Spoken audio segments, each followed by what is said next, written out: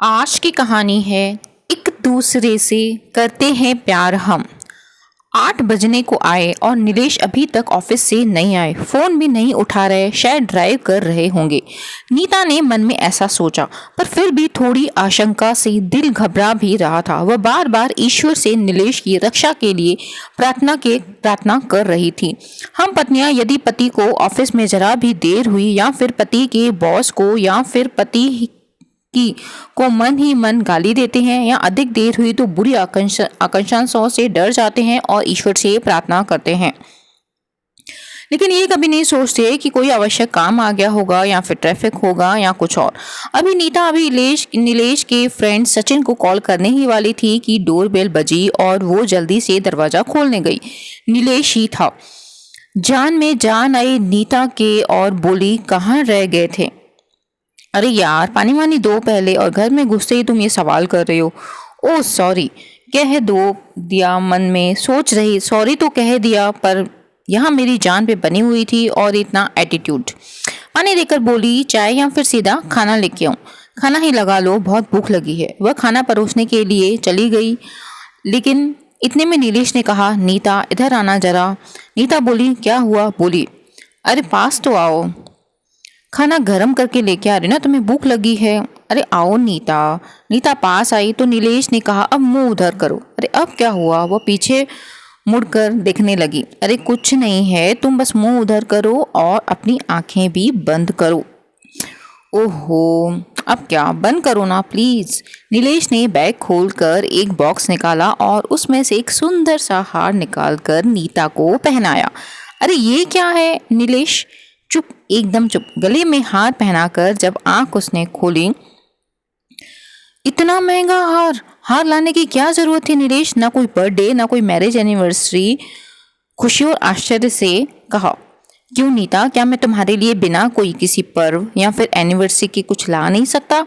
लेकिन इतना महंगा हीरो का हार? हाँ नीता, बच्चों की हाई एजुकेशन की फीस के समय तुमने अपने सारे जेवर बेच दिए थे, लेकिन आज 30% की बड़ी तनख्वाह का 3 साल का इंक्रीमेंट मुझे मिला है, तो मैंने ये तुम्हारे लिए खरीद लिया। लेकिन इसकी क्या जरूरत थी नीलेश?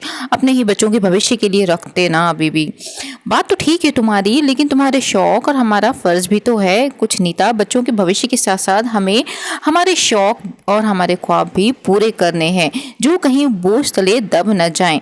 पर सब चीज समय पर ही अच्छी लगती है। अब तुम 45 की हो चुकी हो और मैं 50 का। कल का क्या भरोसा? हम थोड़ा ही सही, लेकिन अपने अपने शौक और ख्वाब को पूरा करने की छोटी सी कोशिश कर सकते हैं। कल को हमें कोई पछतावा न रहे कि बच्चों की परवरिश के लिए, बच्चों की ख्वाहिश के लिए हमने अपने शौक भी पूरे नहीं किए।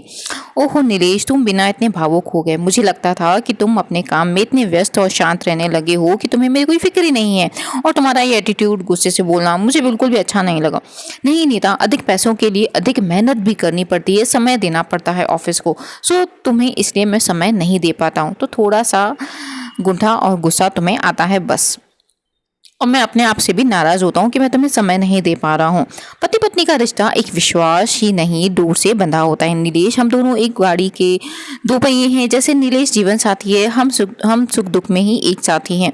हम दिए और बाती की तरह हैं। हम एक दूसरे से बहुत प्यार करते हैं। हमारा रिश्ता 7 जन्मों का है। हाँ, कभी कभी मैं नाराज और मायूस हो जाती हूँ तुम्हारे इस एटीट्यूड से, लेकिन फिर सोचती हूँ कि चलो, आप भी तो बच्चों के भविष्य के लिए और हमारे फैमिली के लिए, हमारे घर के लिए सब कुछ कर रहे हैं, तो इसलिए मैं चुप हो जाती हूँ।